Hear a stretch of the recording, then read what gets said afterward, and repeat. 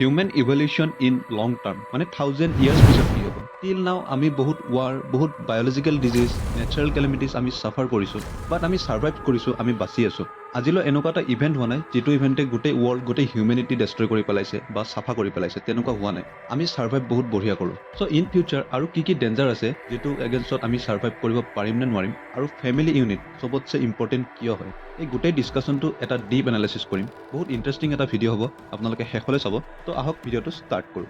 চ' আমি মানুহ as a human species বহুত বেছি পাৱাৰফুল হয় এই ৱৰ্ল্ডত যিমানবোৰ স্পিচিছ আছে তাৰ কম্পেয়াৰত আমি এতিয়া গড লেভেলত আছোঁ এনিমেল কিংডমত এনেকুৱা এটা স্পিচিছ নাই যিটো আমাৰ আশে পাশেও আহে কম্পেয়াৰ টু আদাৰ অল এনিমেলছ আমি এতিয়া গড লেভেলত আছোঁ 10-20 বছৰতে আমি জেগা এটাত ইমান চেঞ্জ আনি দিওঁ যে দূৰৰ পৰা যদি কোনোবাই চাই লাগিব যে আমি এটা পাৱাৰফুল স্পিচিছ হয় চ' আমাক ৰখাটো অলমষ্ট ইম্পচিবল হৈ গৈছে আৰু আমি আছোঁ এতিয়া অলমষ্ট আনষ্টপেবল লেভেলত চ' আমাৰ তাত ইমান পাৱাৰ আহিল কেনেকৈ সেইটো আহিছে ফেমিলি ইউনিটৰ পৰা ফেমিলি ইউনিটে এনেকুৱা কি দিয়ে যে এটা স্পিচিছ ইমান বেছি পাৱাৰফুল হ'ব পাৰে সেইটো হ'ল আমি বাচ্চাক টাইম দিওঁ বাকী যিমান স্পিচিছ আছে বা এনিমেল আছে কেট বা আপুনি ডগ লওক তাৰ যোনটো বৰ্ণ এনিমেল হয় সেইটো জন্ম হোৱাৰ পৰা এক্টিভ হোৱালৈকে যিটো টাইম স্পেন হয় সেইটো বহুত কম হয় 2-3 মাহৰ আণ্ডাৰতে এটা বৰ্ণ এনিমেল ফুল্লি এক্টিভ হৈ যায় বাট আমাৰ ক্ষেত্ৰত সেইটো বছৰ লাগি যায় কাৰণ আমি বাচ্চা এটাক টাইম দিওঁ আমি বাচ্চা এটাক বিল্ড কৰোঁ স্কিল ট্ৰান্সফাৰ কৰোঁ আৰু আমি ছেফ জোনত ৰাখি বাচ্চা এটাক ইম্প্ৰুভ কৰাওঁ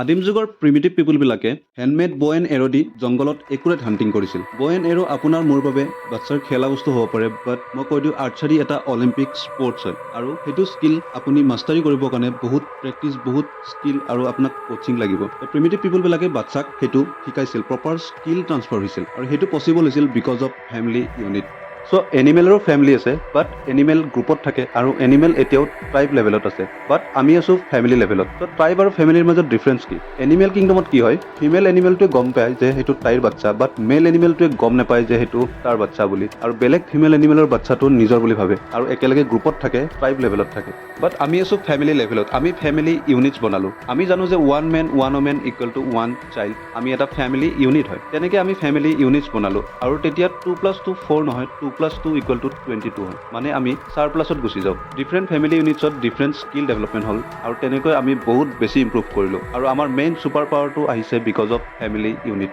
চ' আমাৰ তাত পাৱাৰ বহুত আছে আৰু লগত টেকনলজিও আছে বাট এনেকুৱা কি বস্তু আছে ডেঞ্জাৰত যিটোৰ এগেইনষ্টত আমি অলৰেডি ছাৰ্ভাইভ কৰি আহিছোঁ আৰু ইন ফিউচাৰ আমি ছাৰ্ভাইভ কৰিব পাৰিম নে নোৱাৰিম ডেঞ্জাৰ লিষ্টত যদি আমি চাওঁ ফাৰ্ষ্ট আহিব nuclear war then global warming then natural calamities then asteroid collision আৰু lastly AI runaway so' nuclear war আমাৰ ক্ষেত্ৰত এইটো ফাৰ্ষ্ট টাইম হৈছিল যেতিয়া আমি ৰিয়েলাইজ কৰিছোঁ যে আমাৰ হাতত এনেকুৱা এটা পাৱাৰ আহিছে যে আমি গোটেই ৱৰ্ল্ড ডেষ্ট্ৰয় কৰি দিব পাৰিম তাৰ আগলৈকে বহুত বছৰ ধৰি ৱাৰফেয়াৰ চলি আছিল আৰু ইন ফিউচাৰো হয়তো ৱাৰফেয়াৰ চলি থাকিলে হয় বাট যেতিয়া নিউক্লিয়াৰ আহিল তেতিয়া আমি ৱাৰফেয়াৰত ব্ৰেক লগাই দিলোঁ যে এখনেই পৃথিৱী আছে আমি চিল ডাউন কৰিব লাগে আৰু তেনেকৈ আমি নিউক্লিয়াৰ ৱাৰহেডছ আমি কণ্ট্ৰল কৰিলোঁ আৰু আজিৰ ডেটত 50,000ৰ পৰা আমি 10,000লৈকে নিউক্লিয়াৰ ৱাৰহেডছ কমাই আনিছোঁ চ' আমি ছাৰ্ভাইভ কৰি আছোঁ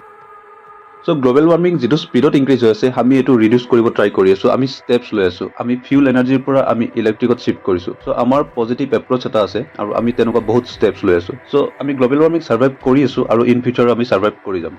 চ' নেচাৰেল কেলামিটিজ আমাৰ বাবে ইয়াৰলি ইভেণ্ট হৈ পৰিছে কোনোবা এটা জেগাত যদি আৰ্থকুৱেক বা চুনামি হয় সেইটো জেগা পিছত ডেভেলপ হৈ যায় আমি ৰিছাৰ্ভাইভ বহুত বঢ়িয়া কৰোঁ নেচাৰেল কেলামিটিজ আমি আৰামছে ছাৰ্ভাইভ কৰি আছোঁ আৰু ইন ফিউচাৰো আমি ছাৰ্ভাইভ কৰি যাম